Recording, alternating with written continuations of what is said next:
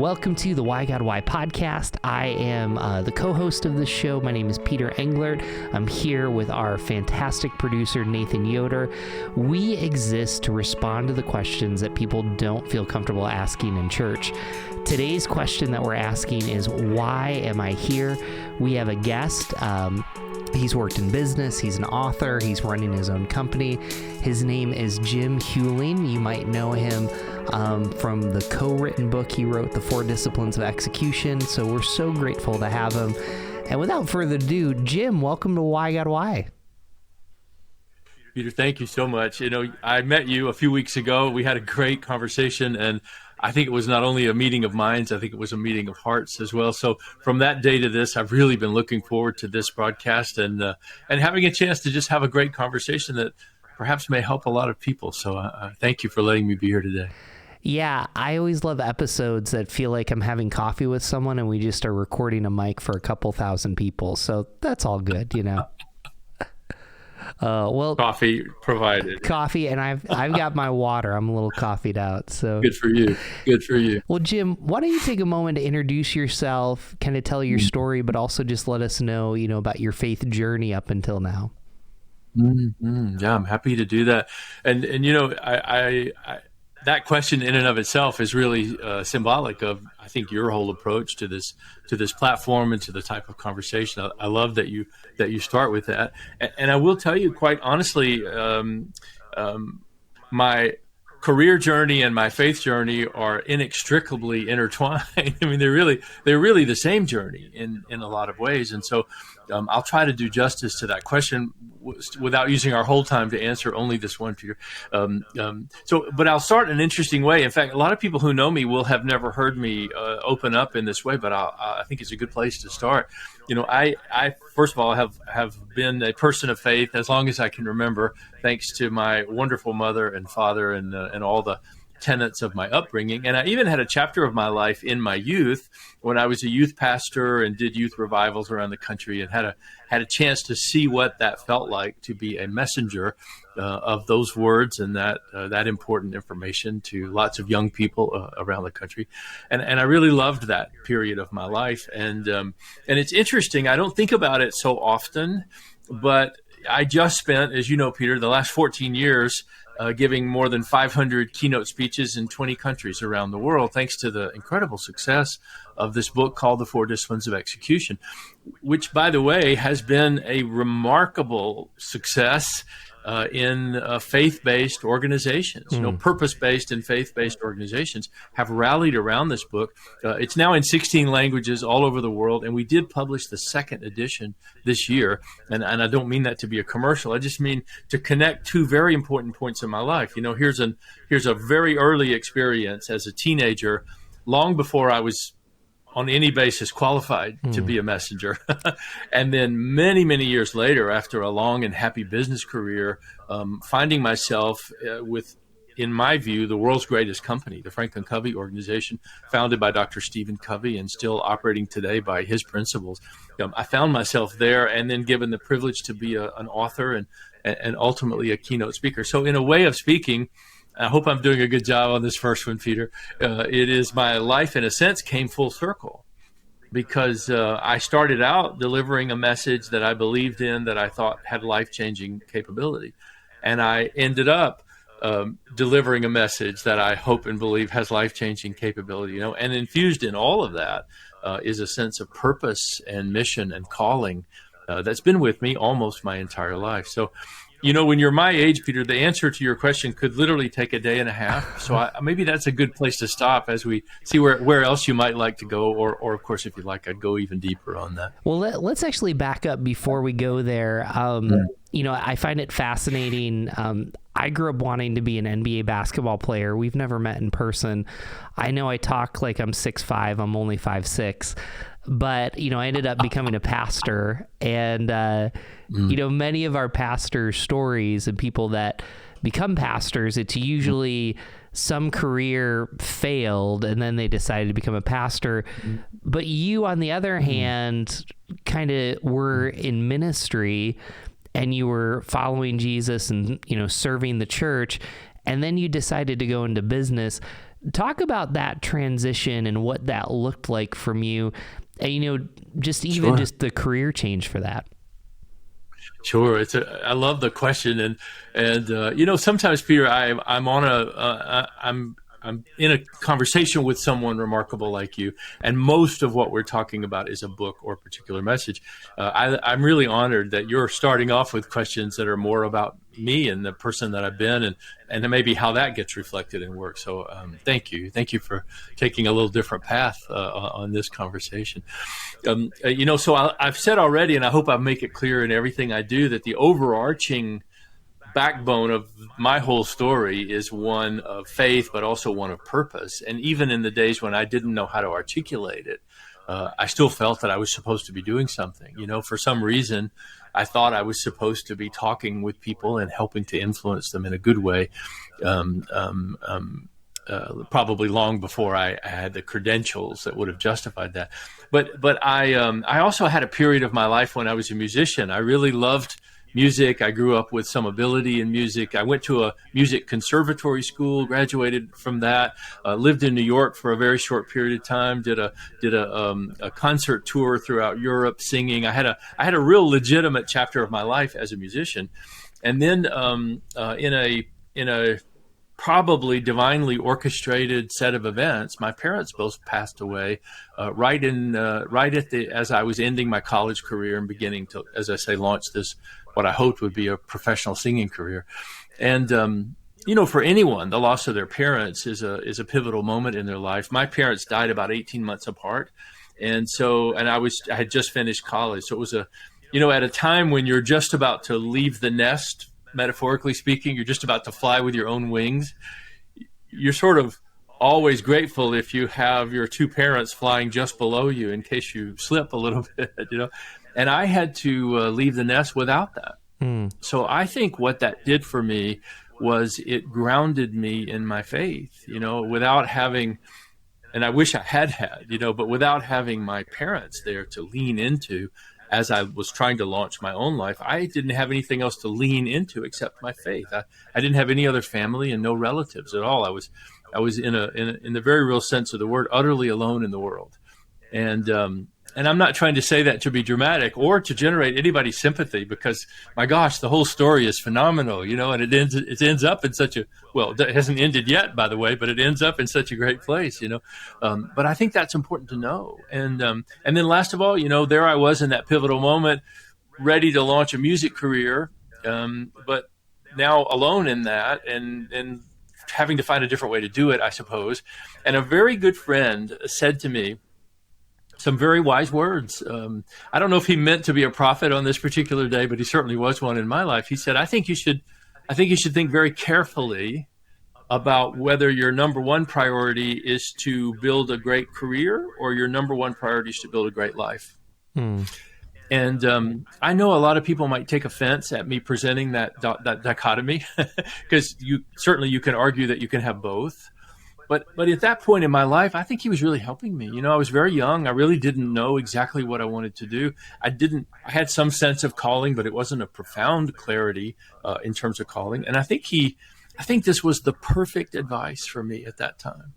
And so with a little bit of thought, I decided that even though I loved music, I did not love the life of a musician. It really wasn't going to be the life for me. So instead of spending 10 years, coming to that conclusion through a hard-won road of wins and losses, because of that advice, I had the opportunity for me. I'm not saying this will be right for everybody, but for me to say, this is what feels right. And so to the great shock of anyone who knew me or who had been part of my musical journey and my any competitions that I had won or anything I had done professionally, I literally just walked away from that and said, I'm going to start a new chapter, and I'm going to start a new chapter dedicated to building a great life. And so I may be giving you answers that are too long, Peter. You'll have to help me if I am. But that's an interesting story in its own way, isn't it? Of how just when we need it, guidance appears. I really believe there are signs everywhere, and I think we're never alone. I think we're never unguided. We're never without resource. I believe that as part of my personal faith. Wow. But we just don't tap into it. We don't pause long enough to say, hey, wait, excuse me, which way should I go, left or right? We don't really seek that out. We don't try to listen, nor do we watch for these things.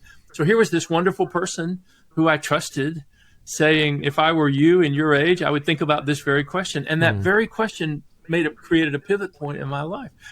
Where would I have gone without that advice? I don't know. By grace, I hope I would still have had a great life. But I certainly have had a great life, a blessed life. And I feel that I've done some things I'm going to be very proud of when it's all over. And I would not have taken this exact path had it not been for that wonderful moment. Just when I needed advice, the advice was there. I want to keep backing up, and I'm kind of glad that we're off script because I think your story just really elevates this question. And so losing both your parents in 18 months, what's the difference when that moment happened of you asking the question, why am I here, versus you today? And bring us kind of back, because that's, it sounds like you had a fairly positive relationship with your parents and just... Oh my, yes. Yeah. And it seems like there's been a process of how you process even this question, why am I here? How did that shift when your parents passed away? Yeah, it's a great question. In fact, compliment to you. Nobody's ever asked me this question. Of all the podcasts I've done, can you imagine how many times I've been honored to be in a conversation? No one's ever asked this the way you are. And so congratulations to you for going deep very quickly in our time together. I'll tell you the one thing that stands out. I was actually saying a small prayer right now that I would have the wisdom to answer this in a good way for everybody who's listening. And I come back to the one thing that has been the central message of my life, which is, I believe, Peter, and by the way, I will not say this in a doctrinally correct way. I'm not educated enough to use all the right words. So please, everybody, apply a healthy dose of grace to a very amateur way of talking about some deep principles.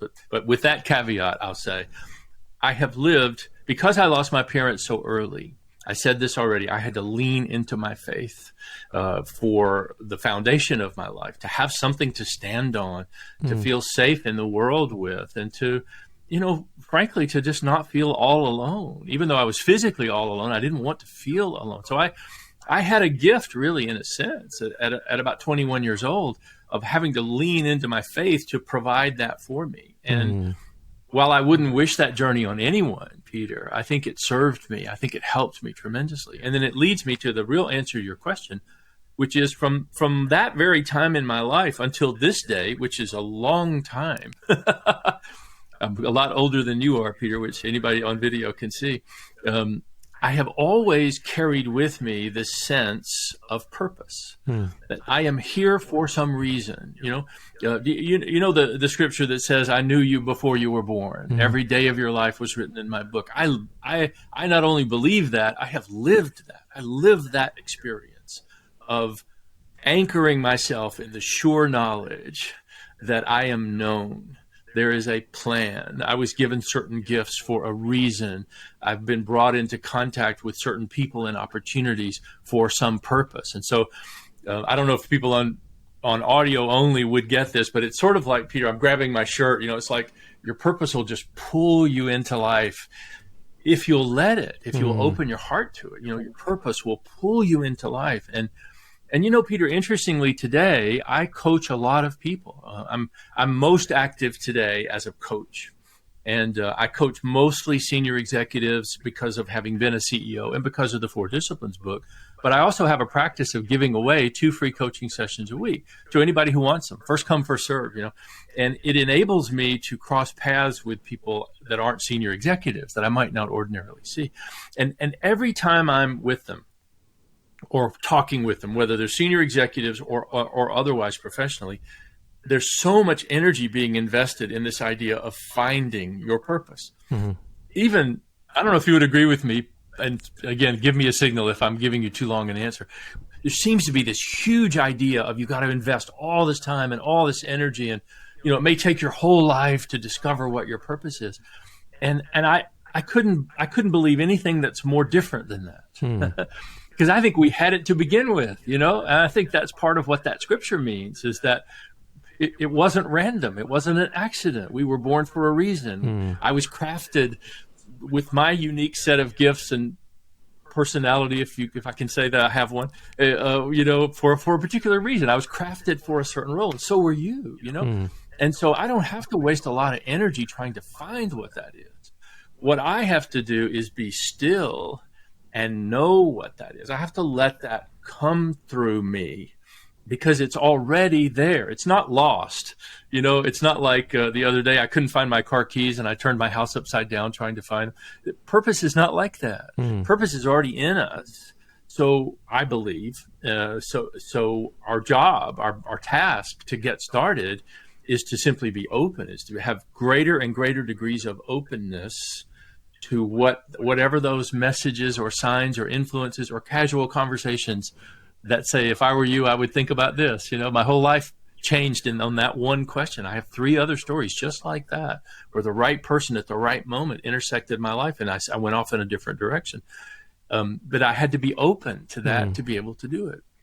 So I hope I'm making sense in the way I'm saying it. I feel I have so much to say that it's hard to get it all out, and then it may be too much. You'll have to guide me a little bit, my friend. But I hope that made sense so far. that made a ton of sense. And I guess the reason why I think your story is so helpful to our listeners is we kind of, as people in our 20s and 30s, we're actually looking more for wisdom, and we want to sit and listen. And, one of the facets that you've brought up about your story that I think I'd love to just hear more about and keep listening to you, because I think you're kind of leading us in a great direction, is, you had that person that said, do you want a career or do you want a great life? And, as I process about why am I here, I'm thinking about, with someone like you, Jim, there's a sense of,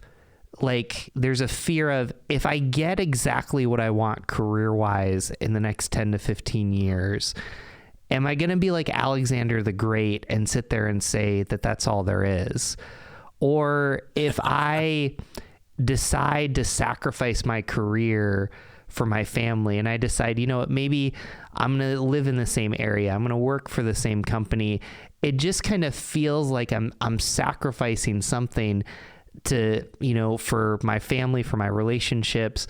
But as you kind of look back at your life, walk us through, because you're married, you have kids, you have grandkids. How did you manage that tension of finding a life instead of just finding a career? Yeah, what a great question. And you ask it so warmly. It makes it easy to answer. First of all, I would really want to make sure I don't get misunderstood. Peter, I'm totally content at this stage of my life. Anybody in the world can disagree with me, and gosh, I'll be quiet and learn from them if they have a different way of looking at life or career or the things we're talking about. It's all fine. I'm not presenting myself as the world's leading expert in these areas.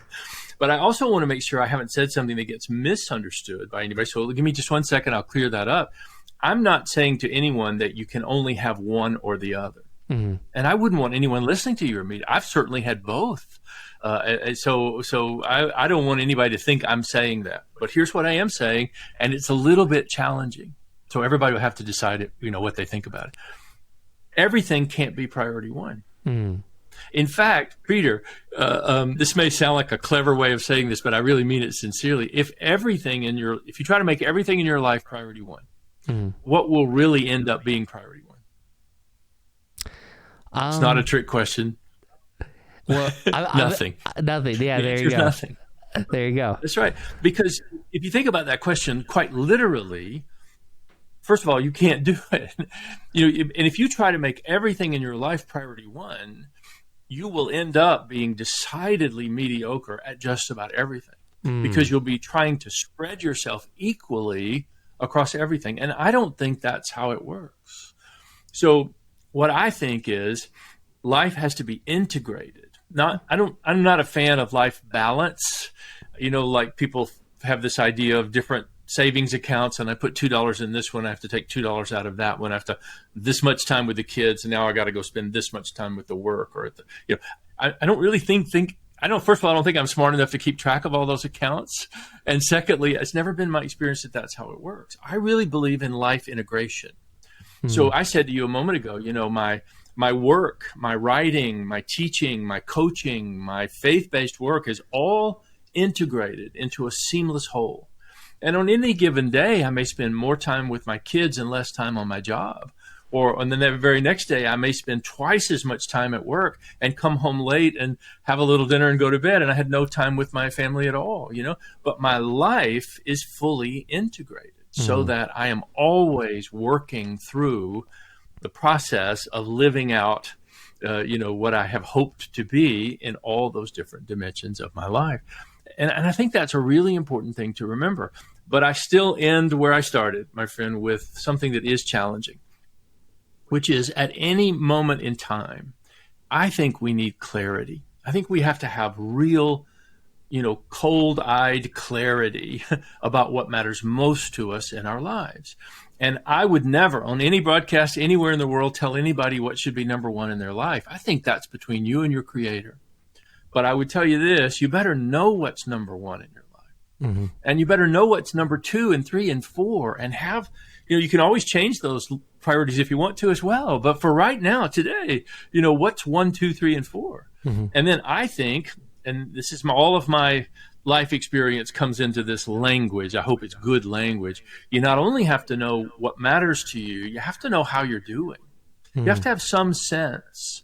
So, for example, when I'm coaching people, the very first thing I like to do is what I call a life assessment. And I do it in a very warm way. I hope I sound warm in this broadcast, Peter, because it takes a lot of trust and vulnerability to do this. But I just have my clients make a list of the 7 most important aspects of their life. No more than 7. You don't have to have 7. But let's just say you did it. You had the 7 most important elements of your life. Well, what are those? Okay, maybe family's number 1. Great. Okay, what's number 2? Well, my faith. Where's my faith ought to be number 1. Yeah, but you've already done number 1. So what's number 2? And wait a minute, where's my kids? And where's my education? And where's my physical health? And where's my well-being? And where's the work I'm called to do in the world? I'm saying all this very quickly, Peter, but you can tell, can't you? These are non-trivial questions. Mm-hmm. And it doesn't take long. In fact, Peter, when people are coaching with me, in about the first 8 minutes, they've made up their mind. They either really are glad they're here or they really wish they hadn't called, because this is uncomfortable. This is uncomfortable to decide. But then once we make that list, which is in order of priority, mm-hmm. we then give ourselves a grade back to grammar school, A, B, C, D, or F on each of those areas. And that's where the coaching starts. So can you imagine when a person has an item that is priority 1 or 2 and their grade is failing? The grade they give themselves is failing. I was just on the phone this week with a wonderful, brilliant young man, quite wealthy, owns a dozen companies, and family was number 1 and the grade was D.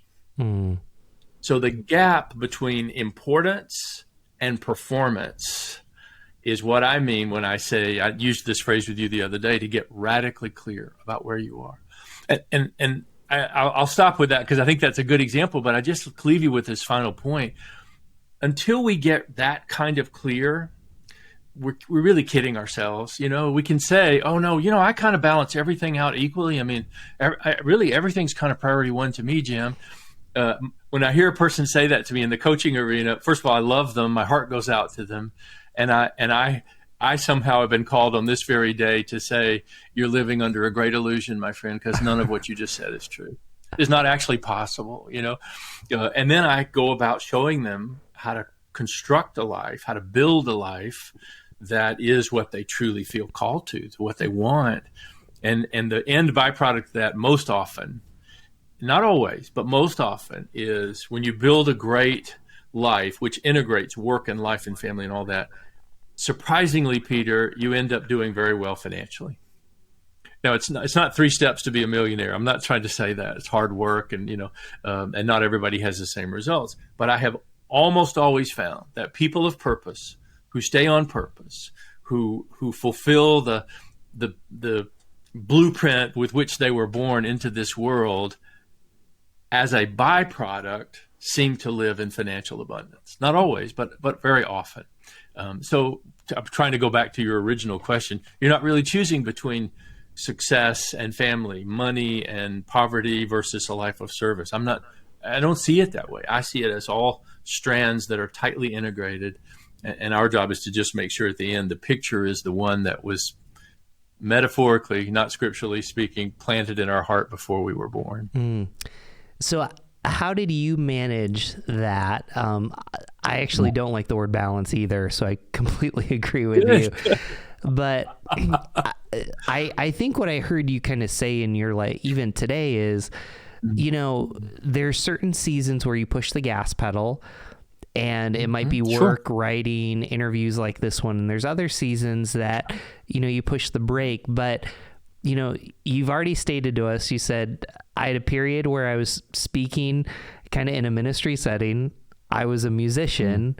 My parents passed away. And then you went on to a corporate career and a family. And so I guess, fill in the gaps there of how you navigated creating a life and even your priority list. How did that work out for you?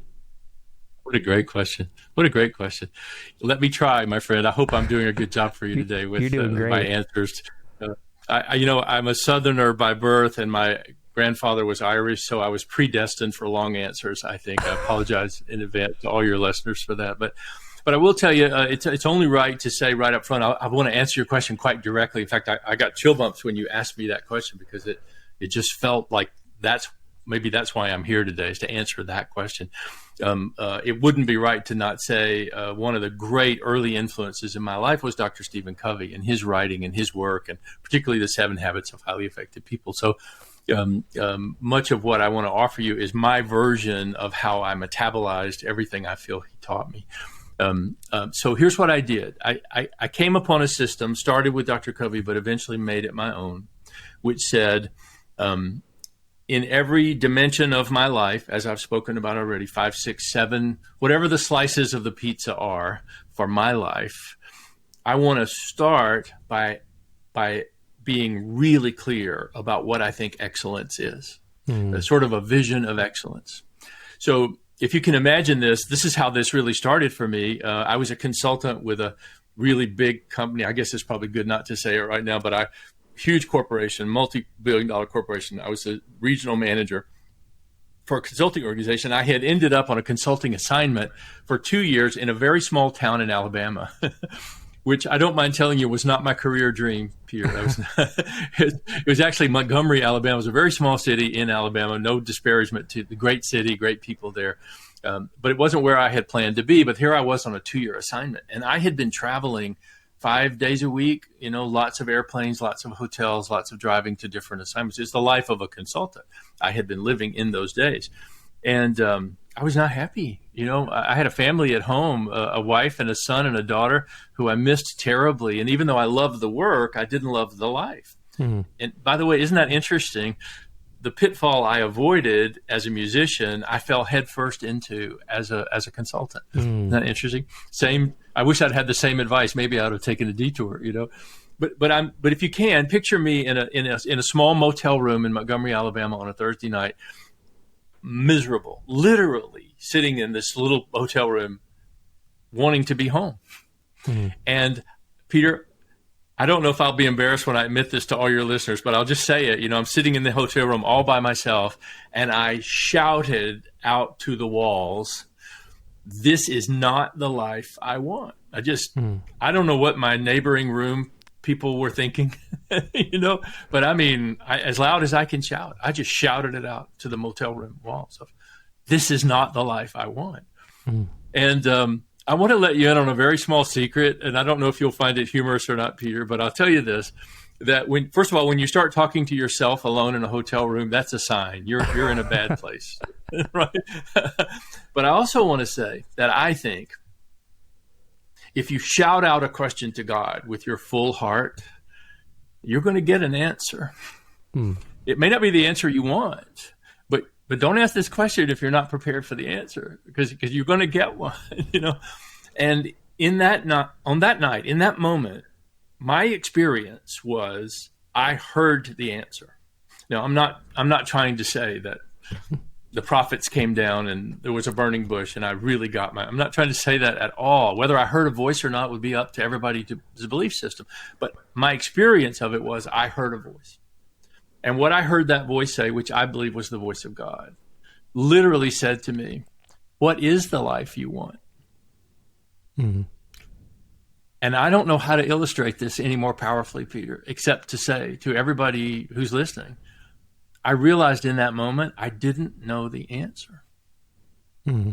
I knew what I didn't want, but I had not invested any time, energy, prayer, thought, petition into wisdom and insight. What did I want? And can you imagine how stupid I felt? I'm sitting here in the hotel room. I shout out a question, and God actually answers. Mm. And I'm stumped. Now I don't know what to do, because the answer was a question in and of itself. What do you really want? But that night started a journey for me. So as the story goes, I stayed up all night. And by the way, there were no laptops or things in those days. I had a yellow legal tablet and a number 2 pencil. But I wrote 11 handwritten pages of what I wanted, what I felt called to, what life I felt called to. What did I want to do with my life? What kind of father did I want to be? What kind of husband did I want to be? What kind of friend did I want to be? What kind of professional did I want to be? What did I want the impact of my life to be? And Peter, to this day, I still have those 11 legal pages. Much older now, frayed and worn. I think often about having them laminated because they may not stand the test of time. But what I hope is that one day when it is my last time, when I'm finished on this earth, my wife and my children may stand before all of my friends, and I want them to read out those pages. Mm. I want people to know what I set out to do and then make their own decision about whether I arrived at that place or not. But from that day to this, I have lived out what I wrote in those pages. I have done it. I became the dad I wanted to be. I've been married 40 years to the most extraordinary woman I've ever known in my life, and hope to get at least another 20 more. I became a best-selling global author and a CEO of a really incredible company, and I'm healthy and capable, and I've made a difference in people's lives. I can go down that list, and I don't say it in any way that's bragging. I hope I don't sound like I'm bragging. In fact, I feel so humble when I say it. But yet, I offer it as an answer to your question. I took the time to go deep on what excellence looked like. What did purpose look like? I tried to answer the hotel room question. Well, what life do you want? I tried to really say, okay, I'm going to answer that question. But I wrote it all out. And then I used that writing as a roadmap. And from that day to this, I have done every single week 1 or 2 things in every one of those areas, sometimes very small things, Peter, that have enabled me to become the person I wrote about in that small hotel room in Montgomery, Alabama, almost 40 years ago to this day. I've been able to do it in very small steps. So that's really my system. Go deep, figure out what you really want. What are you called to? What do you think your own purpose is?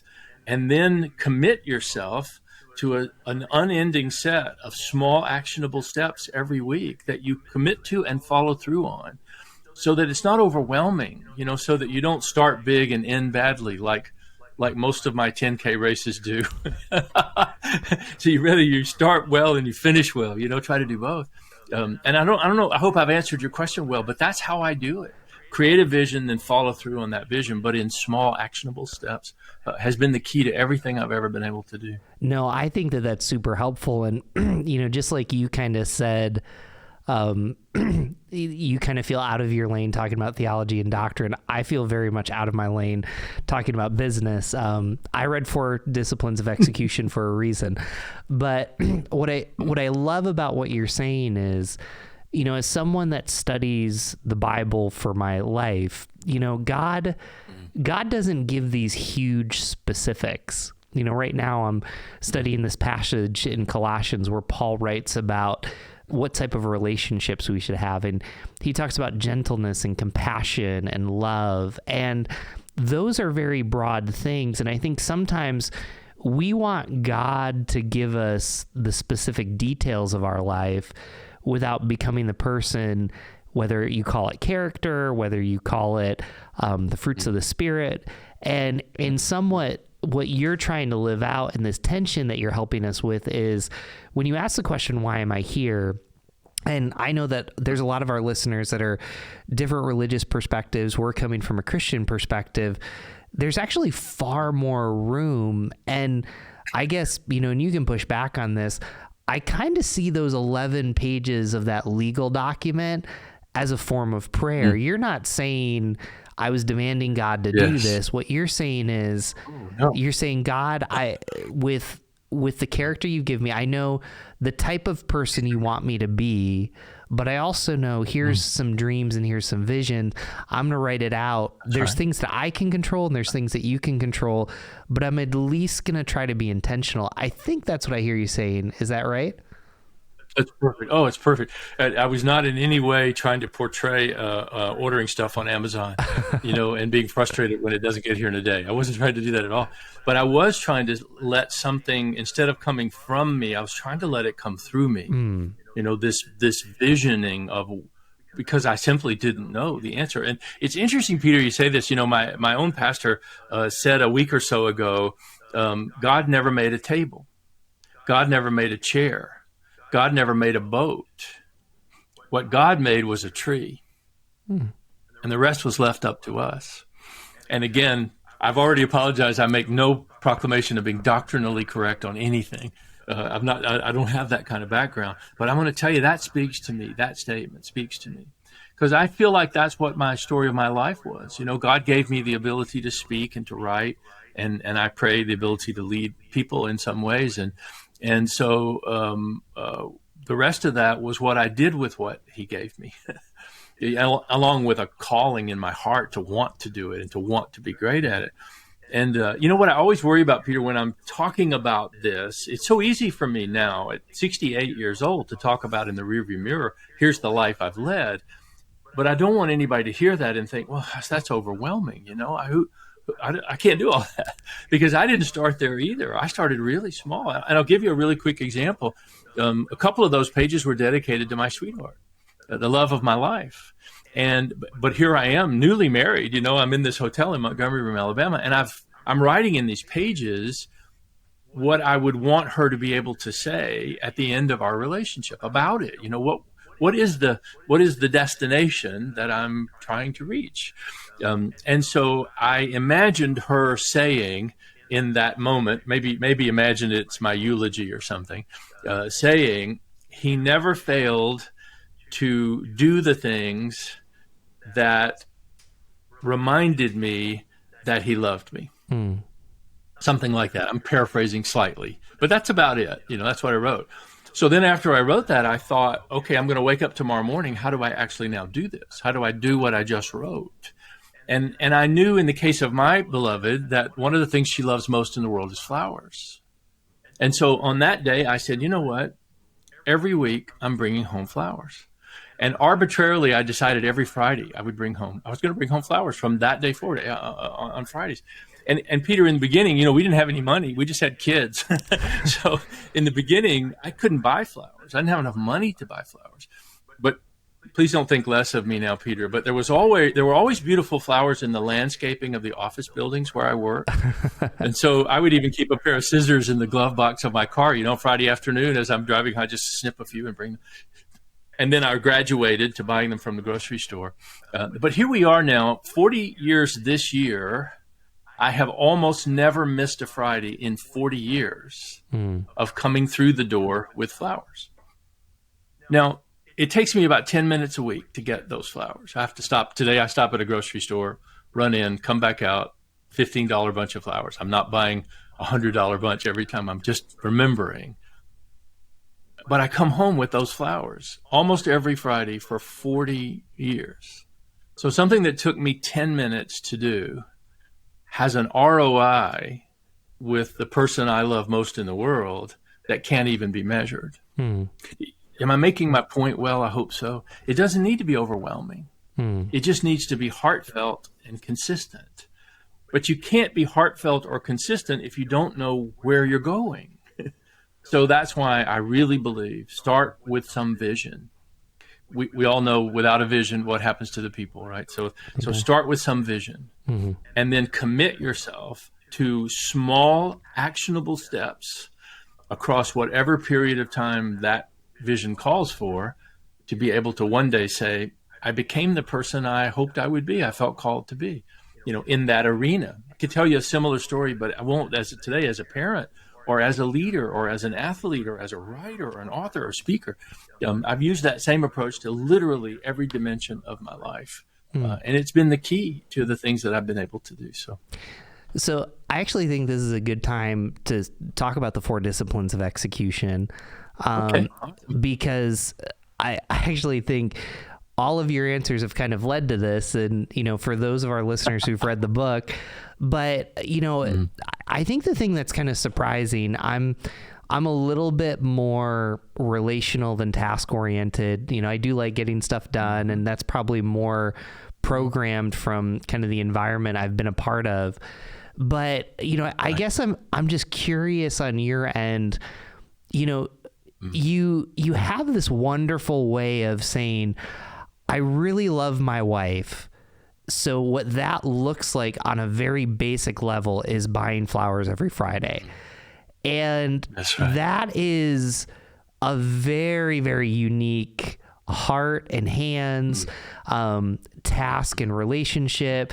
And, I'm fairly certain if I had your wife on the podcast, she would say, no, it never became old. And it partly the way that you framed it, the way that you did it. So I guess as someone that wrote the 4 disciplines of execution and trying people to implement it, it seems more task oriented, but you are someone that is just super in tune, relational, self-aware. I mean, as you look at the success of that book and as you look at your life now, would you put some caveats to it, or has your heart always been like, I really want to help people live out their priorities? I mean, how would you help shape people? Because obviously there's people that read that book and they're like, all right, we got to get our lead measures and that'll lead us to our lag measures. But no, kind of walk us through, because it seems like you've been through a transformation on how to live out that tension well. Yeah, I love this question, and I hope in a good way it will make my story cohesive and seem full circle to all of your listeners today. It's always really important to me to acknowledge Chris McChesney, Sean Covey, my co-authors in the book, and so I wouldn't be sitting here with you without those 2 wonderful people and their dramatic influence on my life. But for people who come to know the 4 disciplines, I think there's 2 things, Peter, that I could say that will mean the most to your beautiful question. First of all, the most heartbreaking thing in the world is a person who had a calling and did nothing about it. That's the most heartbreaking thing of all. Or who felt a pull, who felt excited, and felt drawn to something and then did nothing about it. So in a very real sense of the word, in the 4 disciplines, we set out to solve that dilemma. Because in the business world, the most heartbreaking thing you ever encounter is a grand and beautiful strategy that never gets executed. It's really the same thing. We talk about life and we talk about business. So the 4 disciplines became a way of saying, if you know what you want, your strategy, here's how you can have it. Here's how you can actually make it happen. And Peter, I don't know if your own life experience echoes this, but I'm optimistic that it does, that the gap between what we want to do and what we actually do is often quite large. Just look at the volume of New Year's resolutions that go unfulfilled, after 17 days, I think now is the average lifespan of a New Year's resolution. So think of it any way you like. A business that has a strategy that doesn't get executed, or a person who has a vision or a dream for their life who never sees it fulfilled. That's the same problem. That's the gap between strategy and execution. So in the writing of the 4 Disciplines book, I think we set out to offer a solution to that, a solution we had all found together at Franklin Covey. And interestingly, I hope I've done this well so that this seems like you and I almost pre-planned it, even though we didn't. Discipline 1 is about deciding what's wildly important. The very thing I started this discussion with you on is saying the first thing you have to do is decide what matters most. Well, that's really discipline 1. So it's based on that same idea. You can't execute at the highest level across everything you do. So you have to choose the things where you will give the very best you have versus the things where you will sustain an acceptable level of excellence. But you can't be world class at everything. So that's discipline 1. And then discipline 2 is really its close sibling. Because discipline 2 says, once you know what the most important thing is, what are the most impactful actions that are likely to make that come true? Now, in my little small story, I told a little small example of wanting to be the greatest husband I was capable of being to the woman I love most in the world. And one of the actions I chose was her favorite thing in the world, which was to get flowers. So in other words, that was my lead measure. Now, if I was running a sales team and I wanted to increase sales, if that's what mattered most to me, what I might decide to do as an action is to have world-class face-to-face meetings with our clients and prospects. I might decide that that action is the true driver of this outcome, right? In the hotel business where we worked with so much, they found that the greatest driver of guest satisfaction was the cleanliness of the hotel room, which should be no surprise to anybody who's ever stayed in a hotel. That's the first thing you evaluate when you walk in, right? But what we learned together was that the real driver of the perception of cleanliness of the whole room was the cleanliness of the bathroom. So in other words, in each case, we're deciding what's most important. What is the outcome we want? And then we're finding the small actions that can be done consistently that will create that outcome in the most powerful way. So we call the second discipline the discipline of leverage. The first one is about focus, but the second one, find your leverage. Find those actions that really create the result you want. The third discipline is the discipline of engagement, which is the discipline of keeping score, of winning, of watching yourself progress, of knowing that you're getting better, of being, as we love to say nowadays, all in. You're all in the game. Well, I'll tell you, Peter, one of the greatest learnings of my life is realizing that how you keep score changes how you feel about the game. So we don't have time for a full explanation today, but just a simple example. A leader will often say to me, Jim, man, we love all the 4 disciplines, we're going to do all of them. The discipline 3, the scoreboard one, we think we're just going to use a simple spreadsheet or, keep it on some paper somewhere. The important thing is the other ones, but we'll find a way to do that. And I immediately say, I'm so sorry to know that you're going to actually fail in the 4 disciplines. Because this is the one where we go from our mind to our heart. We get engaged. Well, anything that gives you that sense of winning. Now, for me, I've obviously kept track of how often I brought home flowers. and when I reached my goals as a CrossFit athlete, I obviously kept track of how many times I worked out and how much weight I lifted. And I kept track of all kinds of things because that's what helped me take ownership of the outcome. And then last of all, discipline 4 is the discipline of accountability. It's the discipline of every single week identifying and committing to a small action that drives the outcome, something you personally can do, and then being accountable to at least one other human being in the world or your team that you actually followed through 1 week later. You really did what you said you were going to do. Now, Peter, I tried to say those really fast. We could go an hour, on the 4 disciplines. But for anybody who's really listening, and I'm sure we have people who are driving their car or eating a cheeseburger or something while they're listening to you and me, but you still probably got it. Even if you're driving, you said, wait a minute, those 4 disciplines, that's the same process he was using to describe his life system. And it's exactly right. Clear focus, leveraged behaviors, high engagement, and high accountability. That's the formula for getting anything to happen, whether it's your vision for your congregation in your church or your outreach, whether it's your personal goals that you have for who you want to be or how you want to perform in the world, or whether it's highly aspirational, your divine purpose, what you feel you came to this world to do. Those same 4 things apply to all of those types of outcomes and hopefully enable people to actually one day stand on the mountaintop and say, I did what I came here to do. It's I think in a way the unspoken wish of everybody, at least those that are called to it. Wow, this has gone way too fast. I feel like we have another 3 hours, but I want to close with two questions. So, so the first question that I really want you to focus on is, as a pastor, I'm very aware that when it comes to calling, purpose, and career, there's a lot of people that I serve that they have this idea that if I'm not running a nonprofit, or if I didn't become a pastor, if I'm not doing something directly like that, that I have a lesser calling. And I wrote a whole master's thesis on that, so I'll save you. But I guess where I want you to engage for a little bit, you mentioned your pastor, who's fairly well known.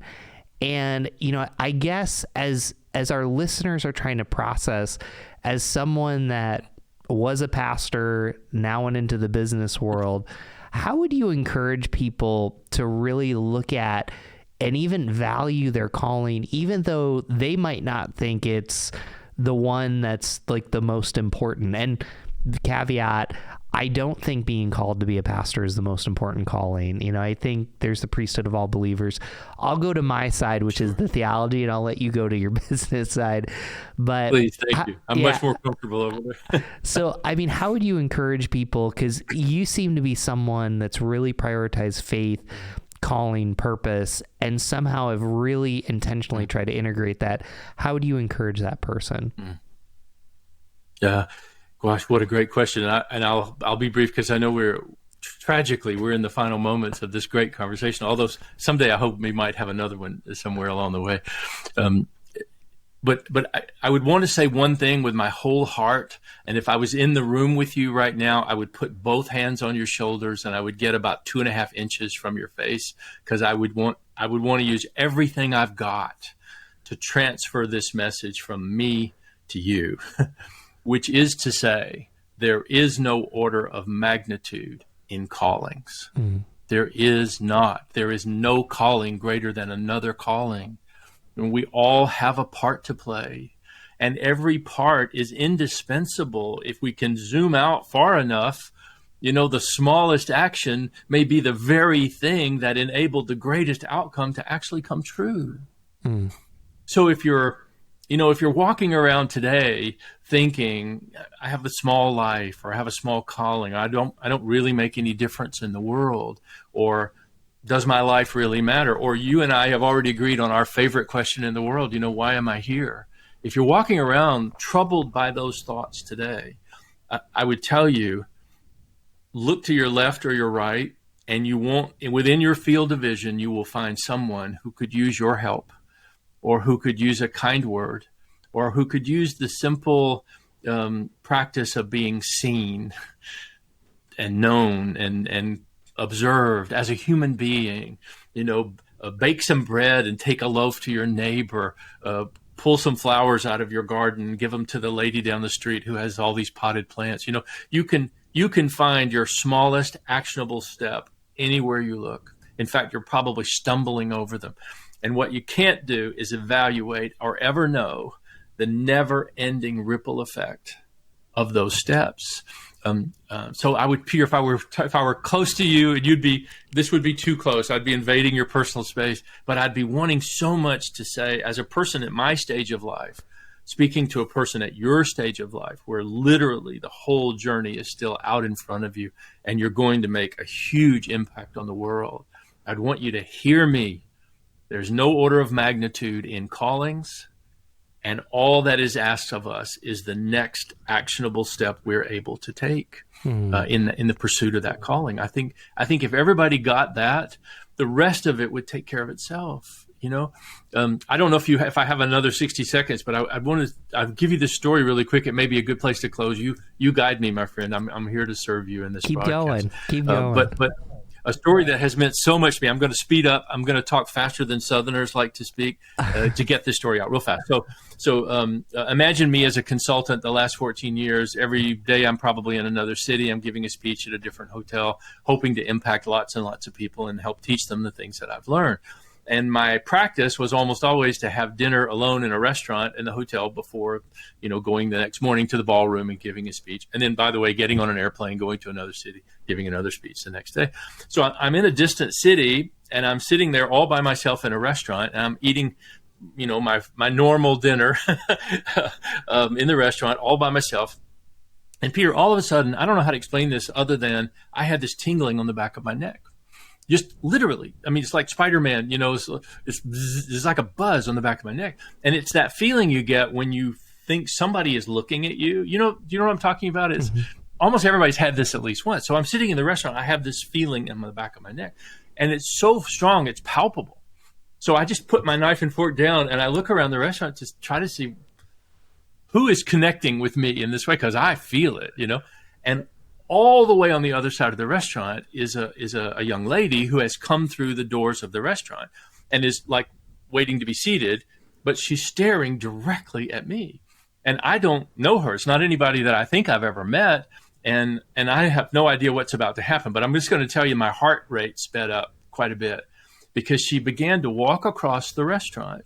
And behind her were 3 small children. And behind the 3 small children was a bewildered husband, shepherding the 3 kids like ducks across the road, but clearly the dad and I made eye contact and he had no idea what was happening at this moment. This family makes their way across the entire restaurant, comes to my table. And when they get to my table, the young lady doesn't speak to me. She turns back to her family and she says, "Honey, kids, this is Jim. This is the guy I'm always talking about." Now, Peter, really fast, I pause. You realize this story right now could have gone either way, right? This could be a good story or not a good story. And that's exactly how I felt. Like, dear Lord, what is about to happen in my life? And who are you? And, I hope we had a good relationship because, So she turns back to me and she says, you don't remember me, do you? And I said, I'm so sorry. I don't. I feel like I should, but I don't. And she said, I worked for you 14 years ago. 14 years ago, I was a junior project manager right out of college, and I was And I realized in that moment she's talking about the period of time when I was CEO of a very large corporation, and she says it was my first job out of college, and I led my first project, and it went really well. And at the end of that project, you wrote me a letter. Now, Peter, from time to time, I would write people letters to try to express our appreciation for their talent and their time. By the way, that was one of the things written on the yellow legal pages in a hotel room in Montgomery, Alabama. But I had done that, but I didn't remember her and I didn't remember the project or anything. But she said it was my first project ever. And she said, here's the end. You're the CEO. I got this handwritten letter from you. And you said, congratulations. And I had done a good job. But she said at the bottom of the letter, you wrote these words. You said, I see in you someone who will one day be a great leader and will impact the lives of many people. Now, I'm trying to be so honest all the time, Peter. I don't remember writing this letter. I don't remember this young lady. But I must have in that moment felt called to write those words because they were beyond my physical experience with her.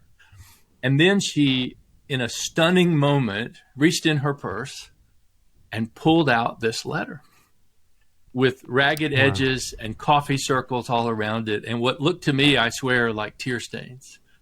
And she said, I've carried this letter with me for 14 years.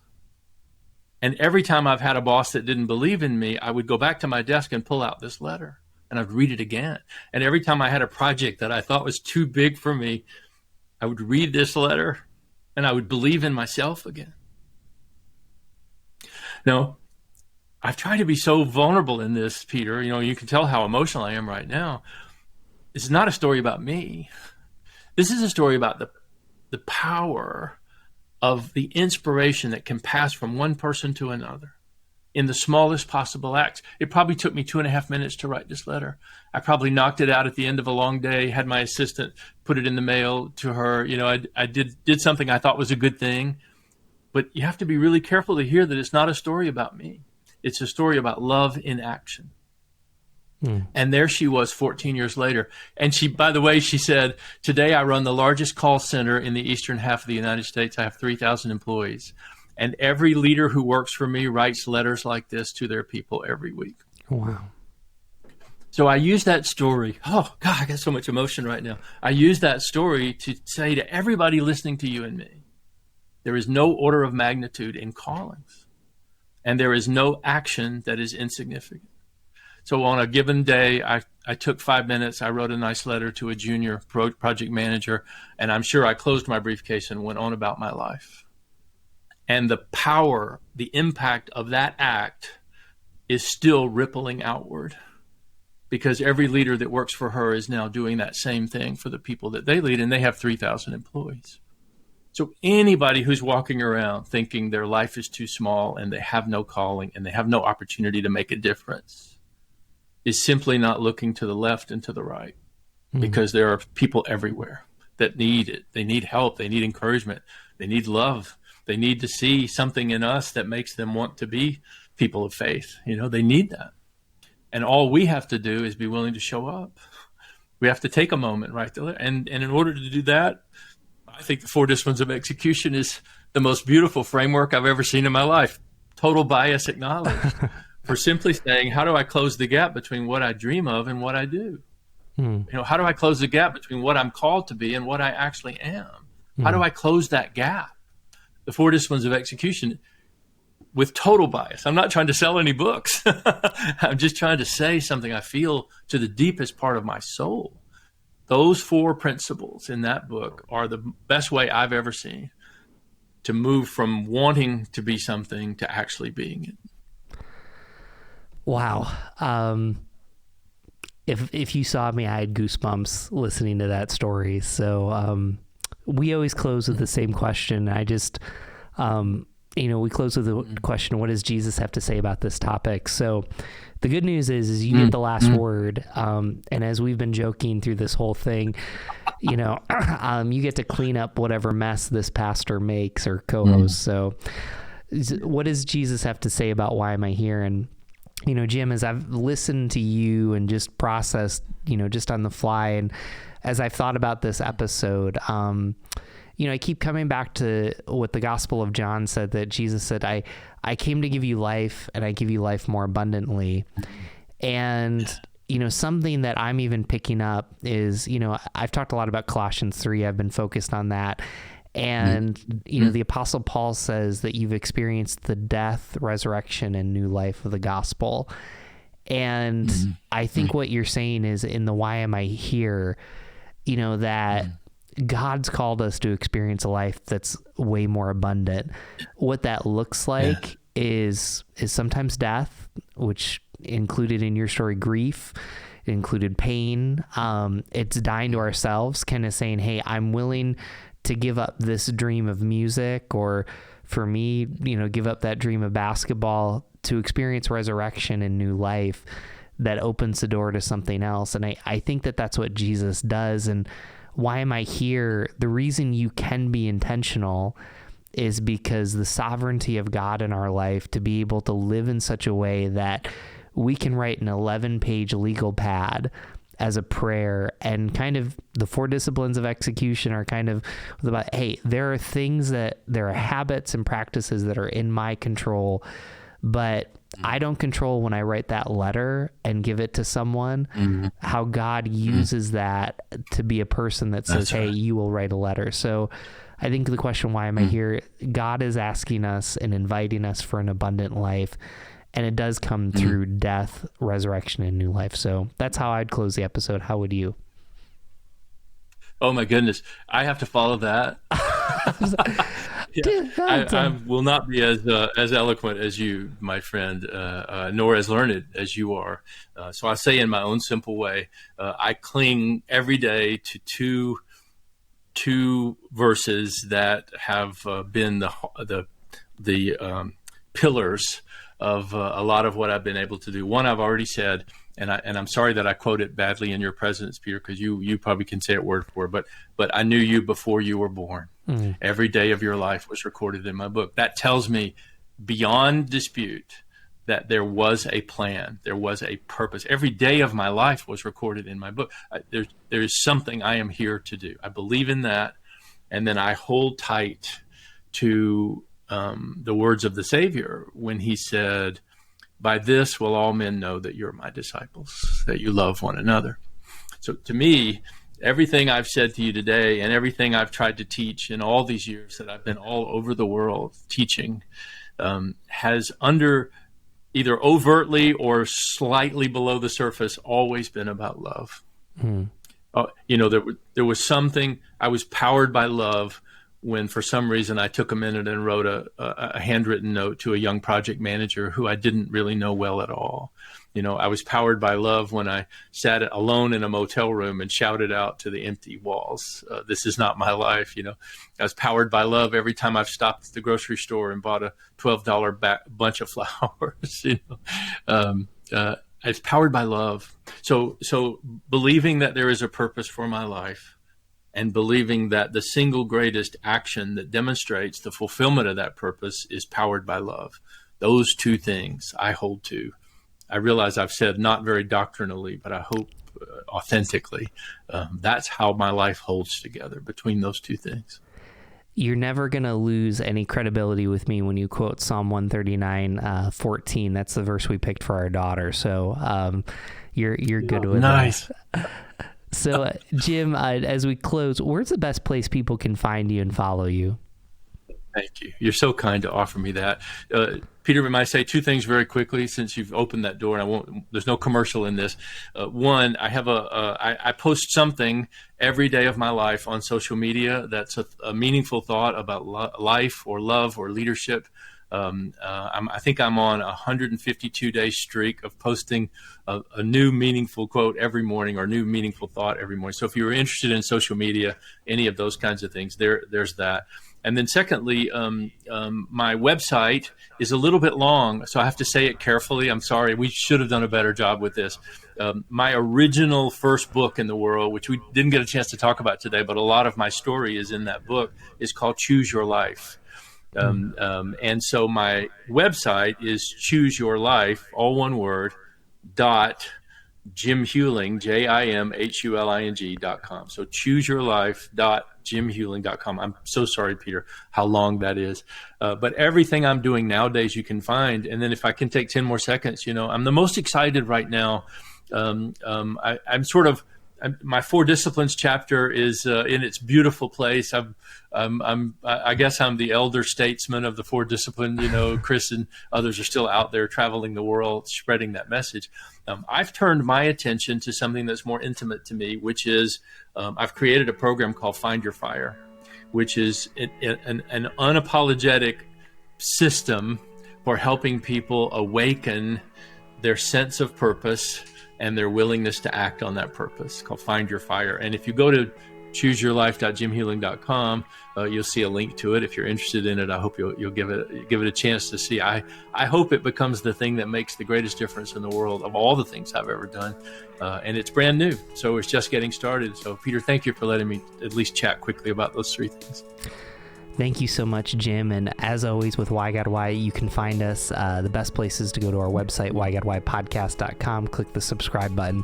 You'll get episodes like this one and many others. Thank you so much for joining us today.